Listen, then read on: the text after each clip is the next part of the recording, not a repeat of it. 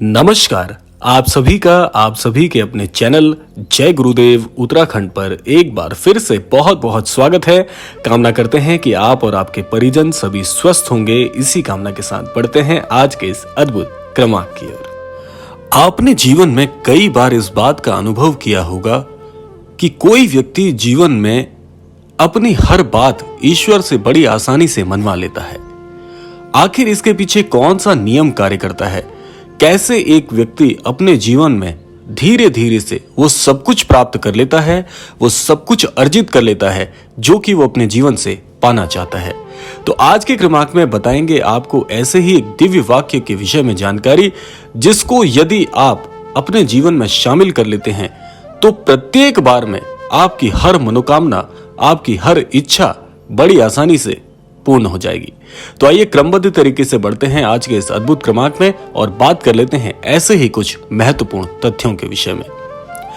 ये बात निसंदेह सत्य है कि बहुत से लोग अपने जीवन में कुछ ऐसे दिव्य और कुछ ऐसे गुप्त नियम निभाते हैं जिनसे कि वो अपने जीवन में सर्वस्व प्राप्त कर सकते हैं। ये आज भी इतना ही आसान है, ये आज भी इतना सटीक है कि यदि आपको इस नियमबद्ध तरीके से करते हैं तो निसंदेह आपकी हर मनोकामना बड़ी सरलता से पूरी हो जाती है। सबसे पहले बात कर लेते हैं कि ये नियम आखिर कार्य कैसे करता है। जैसा कि मैंने आपको पिछले कुछ क्रमांकों में बताया कि हर व्यक्ति को जीवन में यदि ईश्वर से बहुत से कार्य अपने पूर्ण कराने हैं तो प्रार्थनाओं का सहारा आपको अवश्य लेना चाहिए। बहुत से लोग यही नहीं जानते कि जीवन में प्रार्थना कैसे की जाती है और प्रार्थना कैसे कार्य करती है। आज जो नियम आपको बताने वाले हैं ये ठीक इतने सटीक प्रकार से कार्य करता है कि यदि आप अपने जीवन में इसकी सटीकता को शामिल कर लेते हैं तो निसंदेह आप जीवन में ईश्वर के बहुत समीप हो जाते हैं। आपने अक्सर ये देखा होगा कि कोई व्यक्ति जीवन में बहुत ज्यादा आध्यात्मिक प्रवृत्ति का नहीं है, बहुत ज्यादा ईश्वर में आस्था नहीं रखता, लेकिन फिर भी वो अपने कार्यों से, वो अपने क्रियाकलापों से ईश्वर को बहुत ही प्रिय हो जाता है। आइए जानते हैं ये कार्य कैसे करता है। देखिए, एक बात आपको मस्तिष्क में अवश्य रखनी है कि ईश्वर को आपकी भक्ति, आपका भाव, आपकी भावनाएं केवल यही प्रिय होता है। क्योंकि आपने देखा होगा कि बहुत से लोग बहुत आध्यात्मिक तो होते हैं लेकिन कहीं ना कहीं उनके जीवन में ईश्वरीय कृपा रुकी रहती है। तो सही मायने में ईश्वर आपसे क्या चाहते हैं? ईश्वर आपसे केवल और केवल एक चीज चाहते हैं कि आप अपनी भावनाओं से और अपनी भावनाओं को व्यक्त करना ईश्वर तक पहुंचाएं। केवल और केवल ईश्वर भाव के भूखे हैं, ये आपको अवश्य पता होना चाहिए। अब बात कर लेते हैं ऐसे दिव्य वाक्य के विषय में जिससे कि आप अपने ईश्वर को, अपने इष्ट देवता को बहुत शीघ्र प्रसन्न कर सकते हैं और उनकी कृपा को जीवन में आसानी से लेकर आ सकते हैं। आपको सबसे पहले समर्पण का भाव ईश्वर को दिखाना होगा। और ये दिखाया कैसे जाएगा? देखिए, समर्पण का भाव आता है बहुत ही घनिष्ठ भक्ति से। और घनिष्ठ भक्ति कैसे आती है कि जब आप निस्वार्थ रूप से ईश्वर तक अपनी आस्था को समर्पित करते हैं, ईश्वर तक अपनी आस्थाओं को प्रेषित करते हैं, तो ईश्वर आपसे बहुत बहुत शीघ्र प्रसन्न हो जाते हैं। ये समर्पण का भाव किसी नियम से नहीं आता, ये समर्पण का भाव केवल और केवल आपके हृदय से आता है।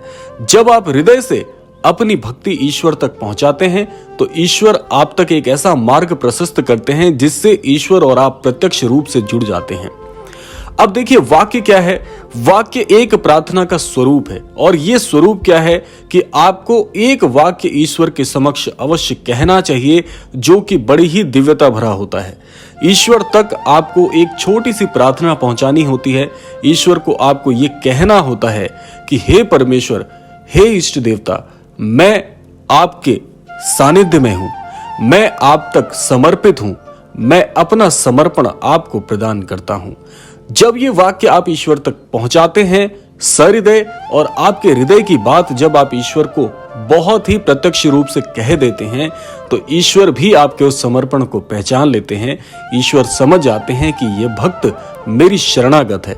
आपको अवश्य ये कहना चाहिए कि हे परमेश्वर, मैं आपकी शरणागत हूं, मैं आपकी शरण में हूं, कृपा करके मुझे अपनी अमोघ भक्ति प्रदान कीजिए, कृपा करके मेरे जीवन को सार्थक करिए, ये वो दिव्य वाक्य है, यदि प्रतिदिन इस वाक्य को आप केवल एक बार भी दिल से ईश्वर तक पहुंचाते हैं, ईश्वर को कहते हैं, तो आप पाते हैं कि ईश्वर का वो अमोघ हस्त, ईश्वर की वो अमोघ और दिव्य कृपा धीरे धीरे आपके जीवन को बहुत ही अद्भुत तरीके से परिवर्तित करना प्रारंभ करती है।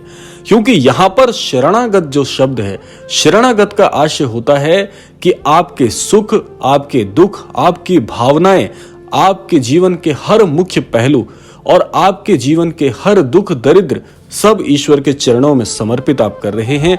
सही मायने में यही शरणागत होता है। और एक भक्त जब ईश्वर के शरणागत होकर ईश्वर के शरण में जाता है, तो ऐसा भक्त जीवन में ईश्वर के सबसे अद्भुत स्नेह को प्राप्त करता है। और जिस अनन्य भक्त के जीवन में ईश्वर का स्नेह जुड़ जाता है, जैसे एक माता अपने एक बालक को प्रेम करती है और वो प्रेम जो होता है वो निस्वार्थ होता है, ऐसा निस्वार्थ प्रेम जब आपका ईश्वर के प्रति और ईश्वर का आपके प्रति बन जाता है, तो आप समझ लीजिए कि इस दुनिया में, इस संपूर्ण जगत में, संपूर्ण संसार में ऐसा कोई प्रसाद नहीं जो दुर्लभ है। सब कुछ सुलभ हो जाता है। एक बार यदि ईश्वर के साथ आपका प्रत्यक्ष संबंध स्थापित हो जाए, तो दुनिया में, इस चराचर में ऐसा कुछ भी प्रसाद नहीं, ऐसी कोई चीज नहीं, ऐसी कोई दिव्यता नहीं, ऐसी कोई जटिलता नहीं जो सरल नहीं हो सकती है।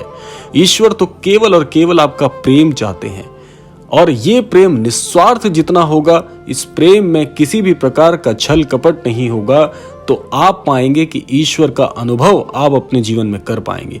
जो लोग ये कहते हैं कि ईश्वर की विद्यमानता नहीं है, ईश्वर विद्यमान नहीं है, ईश्वर का अस्तित्व नहीं है, उनके लिए बहुत ही चमत्कारिक ये प्रयोग है। अगर वो जीवन में ईश्वर को पहचानना चाहते हैं, ईश्वर के स्नेह को समझना चाहते हैं और ईश्वर के स्थायित्व को जानना चाहते हैं, एक बार ये वाक्य, एक बार ये जो प्रयोग है अपने जीवन में करके देखिएगा। सच्चे हृदय से यदि आप ये प्रयोग करते हैं, तो आप पाएंगे कि ईश्वर के साक्षात दर्शन आपको हो जाते हैं।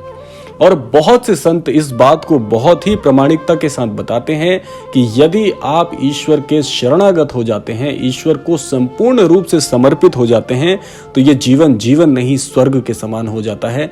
इसीलिए मनोकामनाएं जो होती हैं, वो मनोकामनाएं नहीं रह जाती, वो फिर ऐसी हो जाती हैं कि जैसे आपके मुख से निकले ब्रह्म वाक्य हों, और आपके जीवन में जो कुछ आप चाहते हैं वो सब कुछ आकर्षित करके अपने जीवन को बहुत ही खुशहाल बनाया जा सकता है।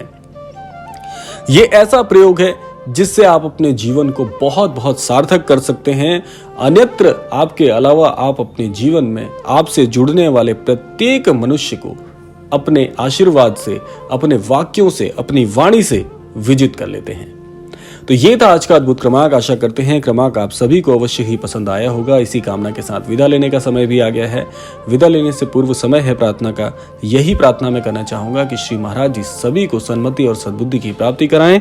इस संपूर्ण सृष्टि का, इस संपूर्ण लोक का यूं ही कल्याण हो, इसी कामना के साथ विदा लेते हैं।